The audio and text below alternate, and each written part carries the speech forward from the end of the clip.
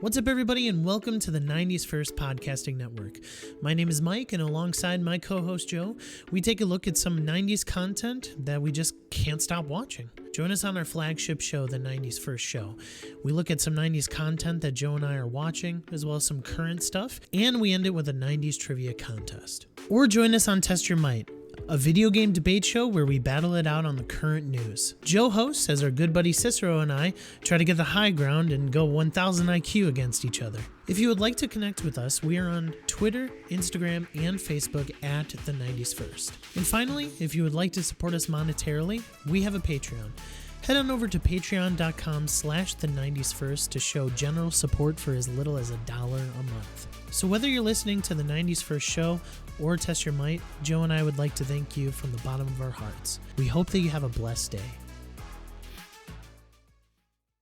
What's up, everybody? Welcome back to the 90s First Show, our 90s show where we talk about the content that we've been watching from the 90s, some new stuff, as well as our segment called The 90s Now, where we talk about a 90s property that has been rebooted in the current times. Of course, my name is Mike. As always, I welcome my co-host, Jelly. What's up, Jelly?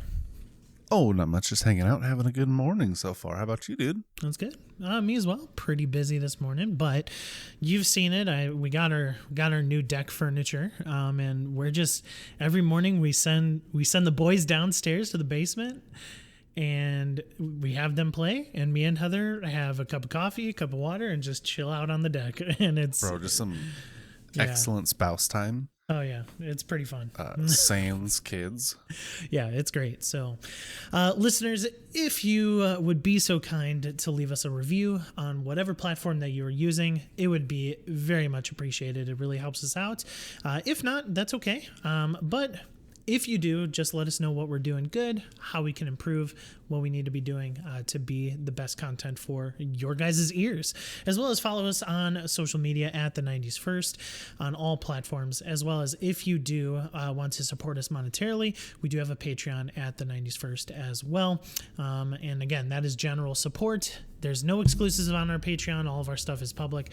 But if you would like to do so and support us in that to keep us we would be doing it regardless. But if you would like to help, it'd be much appreciated. Again, not necessary, but much appreciated. It helps us get the content that we're watching. Not everything is on a streaming service. And so if we need to film or a movie or something, or a new mic stand because mine broke. Yeah, because of the patrons, we were able to we've been able to get some things that have been necessary for just podcasting. Just like Jelly's boom arm broke, so we had to buy him a new one. And thanks to everyone. Thanks to everybody. Slightly. All right, we dive right into our first segment, the 90s Choice. Jelly, why don't you go first? What did you watch from the 90s for us to chat about? Oh, first and foremost, I almost forgot. I almost forgot because I have to let the listeners know. We did a poll, which Godzilla is better, the 2014 or the 1998? And yes, the 2014 How wrong were people? One. Tell me about it. So wrong. It was kind of a landslide victory. So thank you everybody who voted and participated. We'll put out another poll or something from today's episode just to have another fun little interactive tweet as well. But anyway, I just can't Jelly. believe how wrong they were. Disappointing, Yeah. Okay. Anyway, Jelly, what did you watch from the 90s that you want to talk about? I watched something we've already covered. But from the bad taste that was in my mouth after Walker, I went back to the original Walker Texas Ranger. Oh, there you go. Enjoyed some good roundhouse kicks, some Trevettes, some Walker, and roundhouses to the face. Well, we covered the first episode, and I'm glad that it gets better because the first episode was just way too long. It was dragged out. Even the first episode is better than the new series. Oh. A lot better. All right. Well, and we reviewed it pretty low here. But it is so much better than this new series. And it's sad because Jared Padalecki is a great actor. And I feel like if they were to let him take the reins and kind of turn it into what it should be. It could be good, but they're not doing that. And so it's a dumpster fire. So what are you enjoying about, you know, the old series Walker, Texas Ranger? What are you enjoying about the couple episodes that you've been watching? It's the roundhouses to the face. I mean, it's strictly Cordell roundhouse Walker kicks? being Walker Texas Ranger, the BA Texas Ranger who gets things done, not the whiny Texas Ranger with family issues who can't do anything and falls apart. Okay. Not saying he's like that in the new series, but he's exactly like that in the new series. Oh, useless. Gotcha. His partner's great though. So you're saying Chuck Norris, he's just being a BA Walker Texas Ranger, and he's just, or no, Walker's his name. Sorry, BA Texas Ranger. Yes. And Walker Texas Ranger. Man, his parents knew. Oh man, that's funny. Yeah, I mean, I'd have to give it another shot because you know, the first episode kind of put like a bad taste in your mouth. It's not that it put a bad taste, because there were some redeeming qualities and good parts to that first episode, but in general it didn't necessarily make me want to watch more. You know. Yeah, I can't blame you off that one. It's very slow, very long. It was super long, hour and a half. Yeah. One of those made for TV movies type deals. So it's hard going off of that, but because I know the content that it has and I know how good it gets, I was able to just jump in and be like, we're doing it. We're going to get the meat of Walker. Yeah. And I'm glad I went back. Yeah. In the pantheon of like cop dramas and stuff like that, like where does like Texas Ranger, Walker Texas Ranger like rank among, you know, the 90s cop dramas? 90s cop dramas or all cop dramas? No, just 90s. I mean, you could rate it all cop dramas. Like, I don't think it would be super high all cop drama. You just don't think it stacks up to like the Law and Orders of the world. Law and Order is pretty niche. I mean, they have the 3 different ones: SVU. Dun, dun. Yeah. Yes. Oh, sorry. But I mean, if you go back, you have like Magnum PI, which I think was pretty huge. I thought it was pretty great. Poirot, Diagnosis Murder. Would that be a cop show, even though it was like a doctor-y show? I mean, maybe a little bit. And then, you know, as you're moving forward, Blue Bloods and Law and Orders and things like that. Walker, I mean, for me, is pretty high. It did go 10 seasons, right? I think 10 seasons. Yeah. Had a great arc through it once you actually get into it. But for me, it's high. For everyone else, I would say it's probably top 5. Yeah. Well, I mean, you say Law and Order is pretty niche, and I agree, but I feel like also Texas Ranger is pretty niche, you know, in its own way as well. Like it, you know, it definitely reaches to certain people, you know. So anyone wanted to see a bad guy go down, that's everyone, man. And I mean down with a kick to the face, not just like go to the slammer. Or like, you know, get down like my next show where there's a lot of getting down, if you know what I mean. And I've been watching Fresh Prince of Bel-Air. And are you about to tell me the story all about how? Yes, his life got turned upside down. So what a killer theme song. Like it's got maybe the best. It's got to be like top 10, maybe top 5 at least, you know? like yes. just in the pantheon of you know, 90s theme songs, or just theme songs in general. Like, if you just lived so through the 90s at all, there's no doubt in my mind you have it memorized. Oh yeah, sure. That's how iconic it is. Like, you didn't even have to watch the show, but if you lived through the 90s point blank, you know the theme song. Yeah, for sure. One of the best. And listeners, just full disclosure, I was born in 92. So, like, I am a 90s kid at heart because of the content, the media that was there. But obviously, like, I soaked in most of my content later on.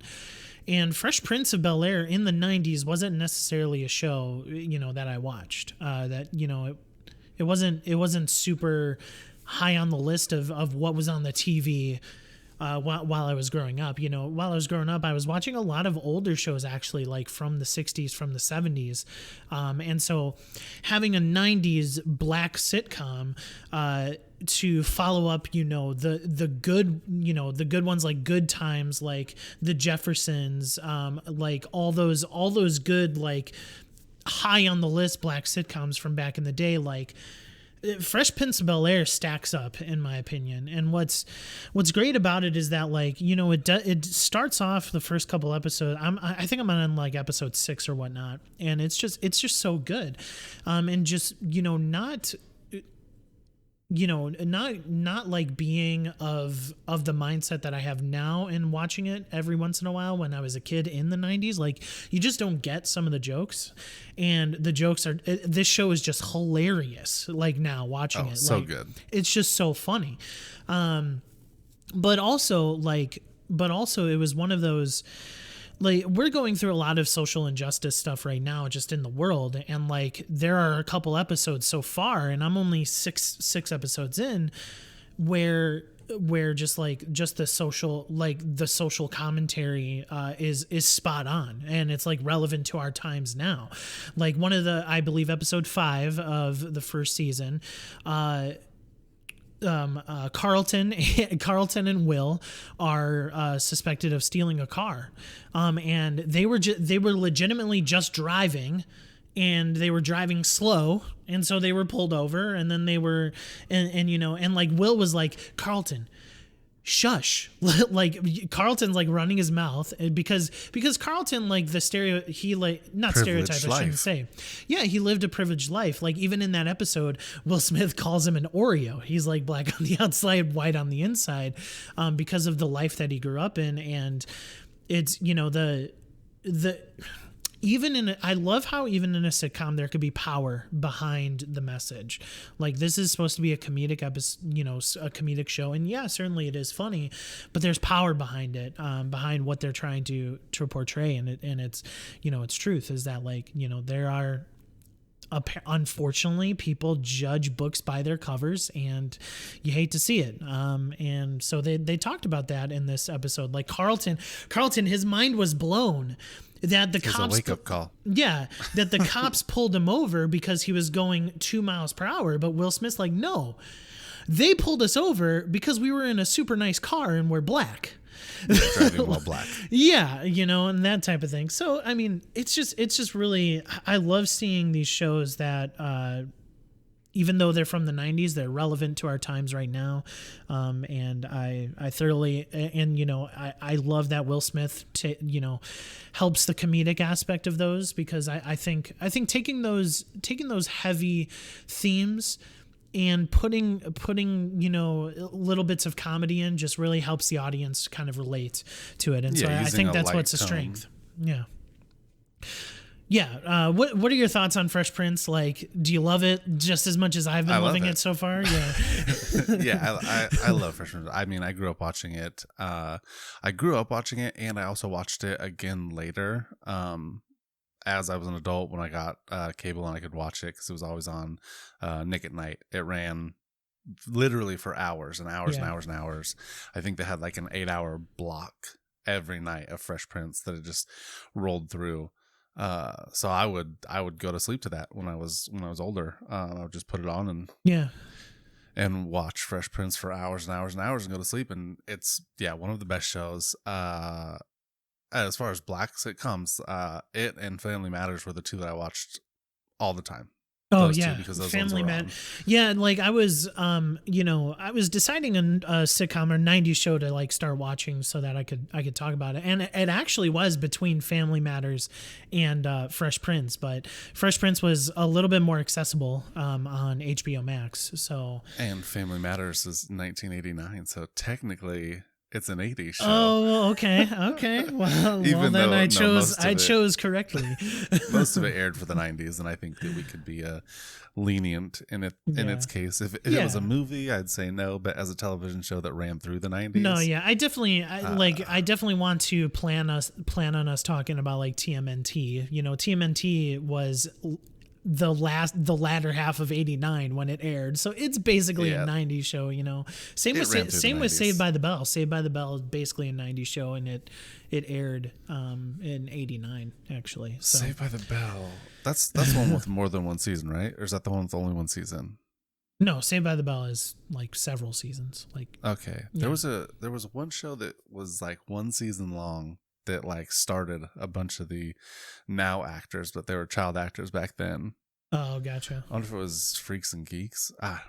Yeah, but Freaks and Geeks had a lot. It had Seth Rogen, James Franco, I think was in there too. Like, had a lot of people. But yeah, so I watched Fresh Prince. Glad that you enjoyed as well. I'm loving it so far. Loving it so far. Has there been any Carlton dance moments yet? Not yet. There's been Carlton singing moments in the first first episode. The very first episode, he is singing in the shower, and Carlton is a good voice, guys. Like he's got a belt, yes. You know. So I'm definitely going to be continuing. Plus, 30-minute shows are like my bread and butter right now. Like with 3 kids, it's hard to like give with enough 3 time kids, to watch like a whole 30-minute shows. You just pop on an episode and you enjoy your 30 minutes, and more than likely you can pick up another. You can watch another episode because it's only 22 minutes long. You know, obviously because minus the commercials. So commercial breaks. Yeah, just great stuff. So anyway, Fresh Prince is on HBO Max if you want to watch it there. They also have a reunion that they did for the show on HBO Max, so check that out as well. Architect Stranger, I just looked up. If you want to watch it, it's on Pluto TV. It's all free, I believe. So where have you been watching it? YouTube. Oh, it's on YouTube. You could find bits and pieces of it. Yes, I just that's where I found the first episode was YouTube. I found a YouTube. Yeah, I was just looking, and it's on Pluto TV, which is a free service. So perfect. Go ahead and check it out if you want to watch it there. It's completely free. Anyway, time to move on to kind of what else we've been doing recently. What else have you been watching here recently? Gosh, I've been watching a little bit of the Ducks, which I don't know if we'll talk about. We're talking about that for 90s now. Okay. So perfect. Save that. And then we'll table that one. Other than that, some HBO shows. I've been watching The Nevers. How is it? It's right up my alley. I mean, I'm big magic fantasy nerd and sci-fi, and it literally hits both of those things perfectly. The only thing that gets me a little bit is it's a period piece, and I'm not huge into period pieces.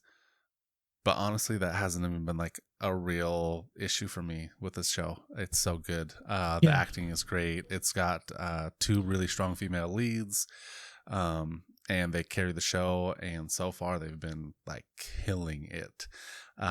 So yeah, it's super fun. Again, if you like sci-fi and magic, check it out. But yeah, The Nevers. Okay, I've been meaning to check it out. It looks really good. It's just like sci-fi magic, but I like that it's a period piece. Actually, I like those. I like those a lot.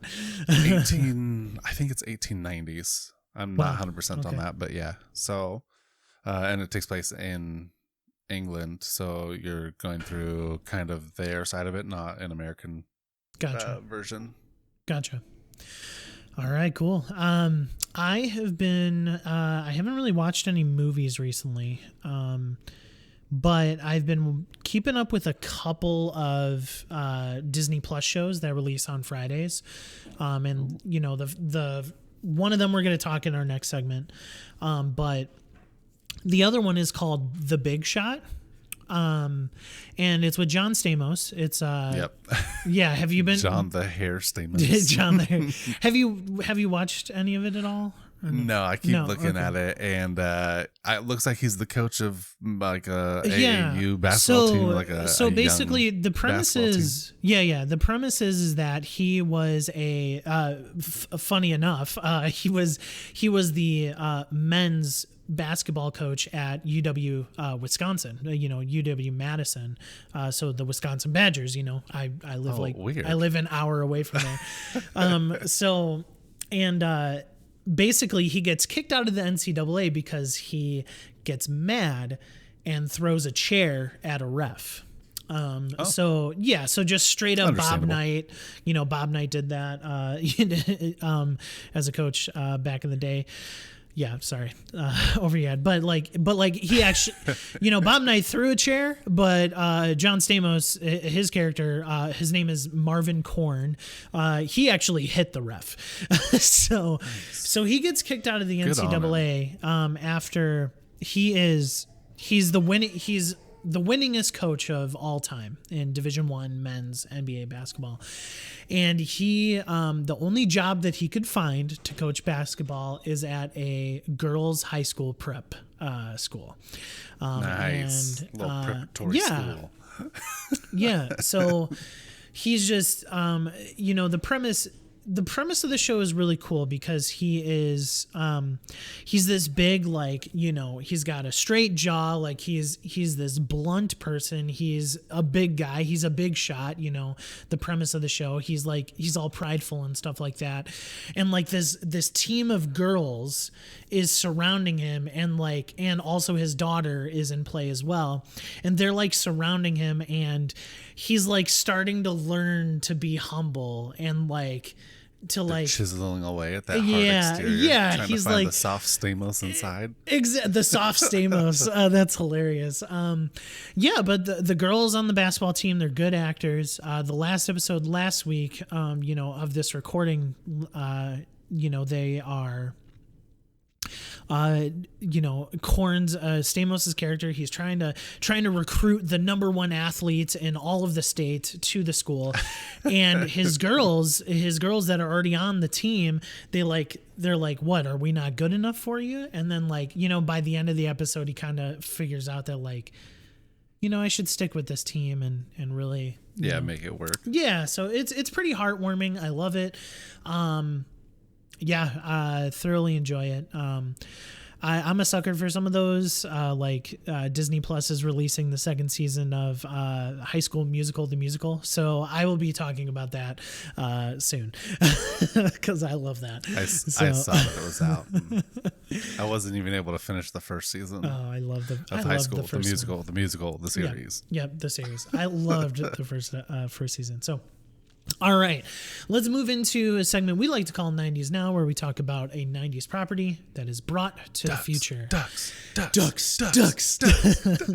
Speaking of Disney Plus, and speaking of every Friday what I watch, it is Mighty Ducks Game Changers.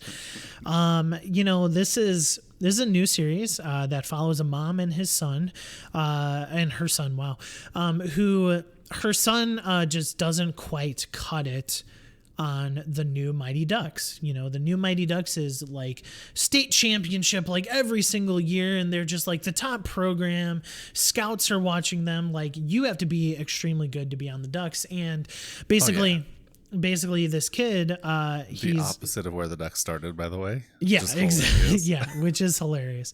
The Ducks, they're just too good, and this kid doesn't quite make the team. He gets kicked off, and so his mom.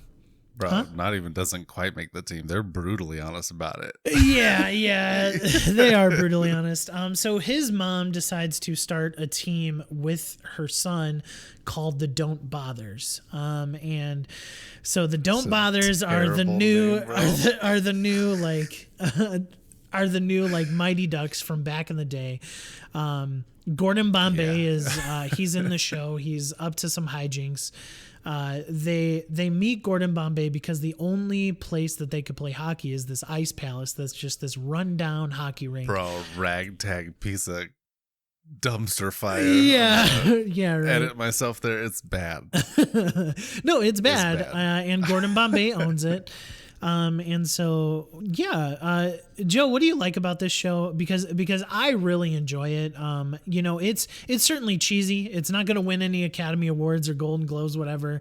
But it's still certainly just fun and brings back the charm of the Mighty Ducks movies back in the day. So what are your thoughts? Yeah, I think that's what I like about it. I like Emilio Estevez, Bombay. He is, I think, straight back to himself. I think that he did a really good job.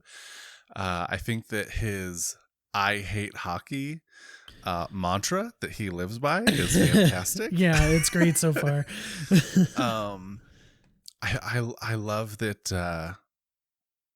I love that it has the same feel of the Ducks without being the Ducks. Yeah. So How the Mighty Ducks was, for those who haven't seen it, it's one of those. What are you doing? What?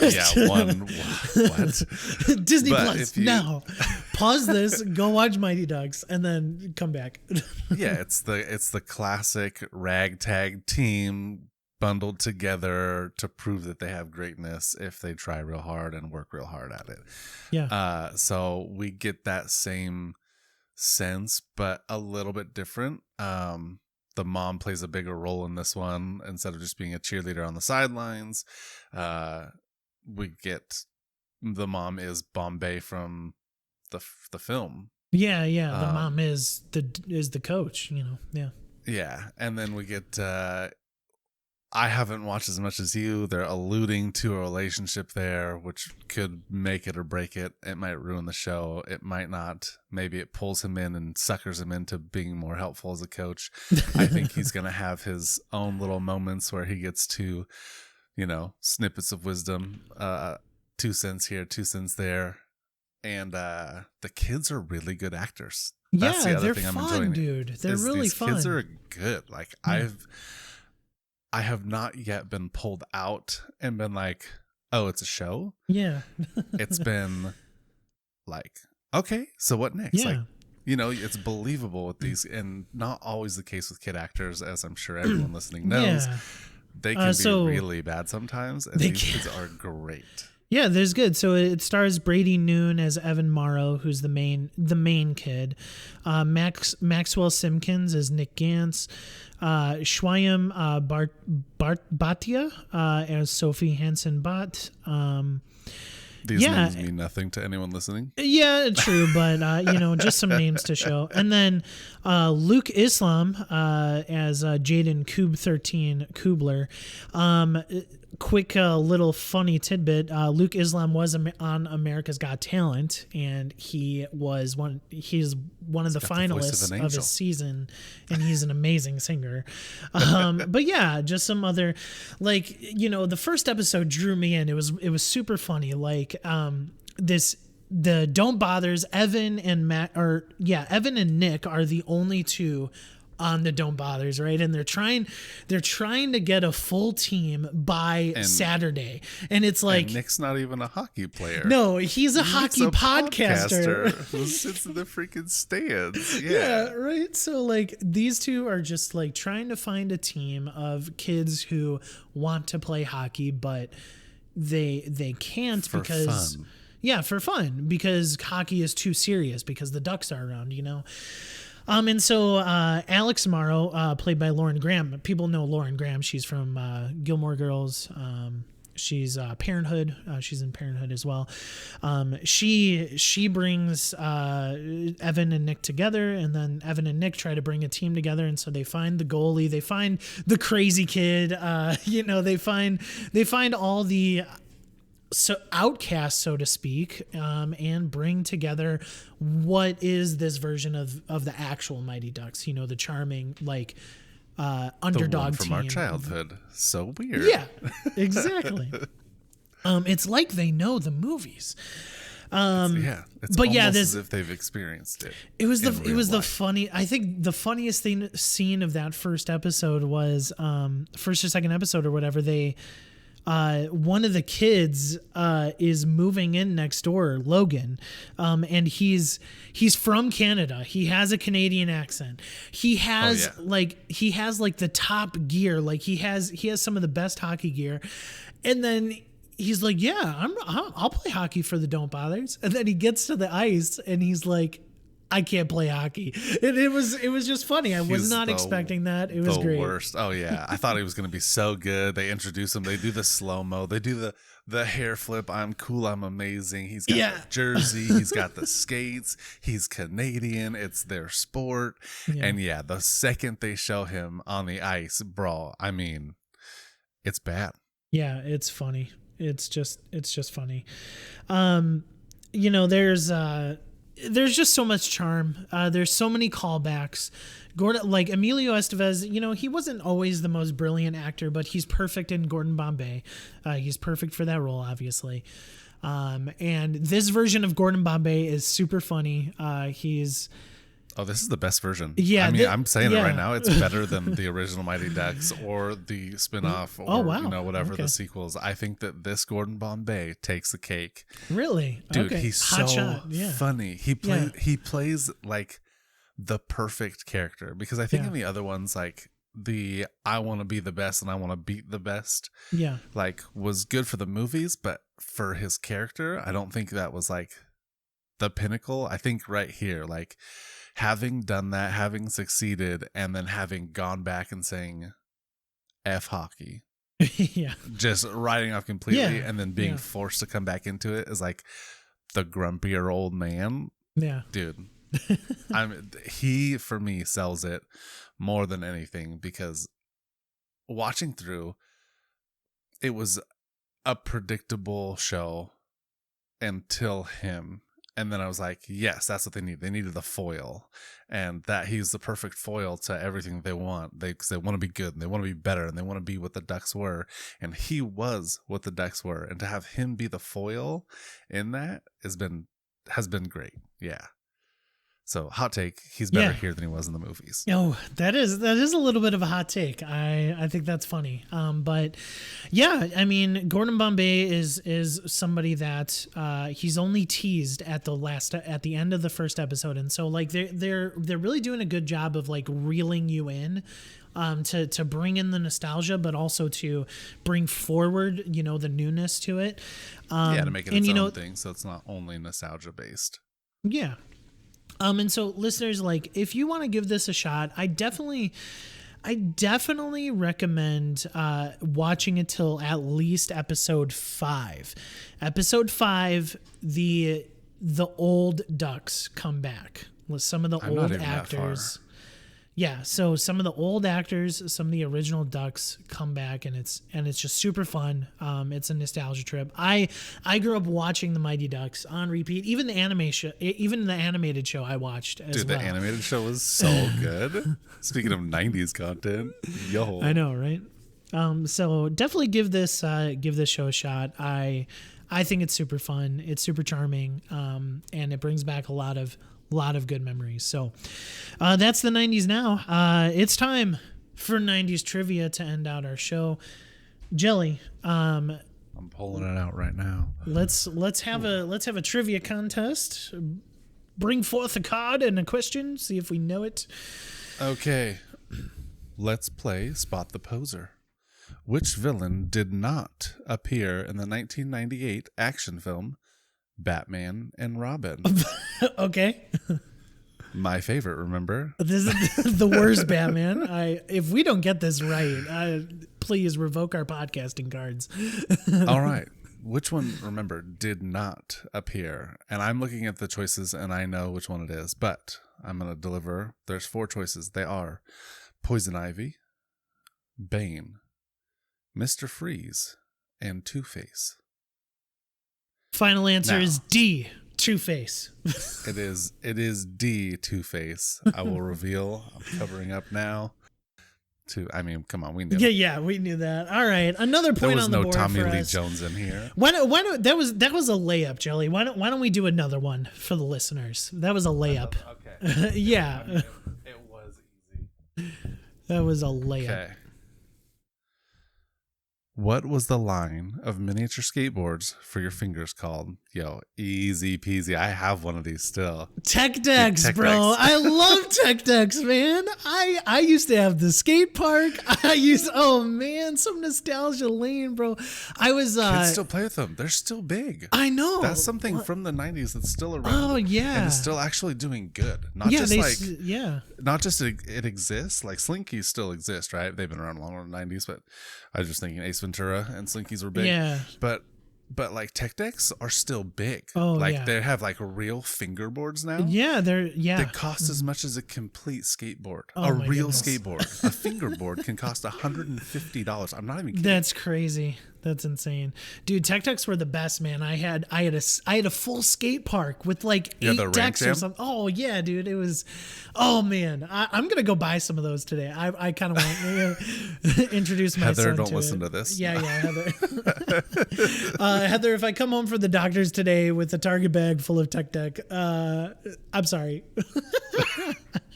They're get the cheap ones, bro, because Yeah, there's some yeah. expensive ones even still. I know there's Like, some off brands too as well. So go for those ones. Yeah, maybe.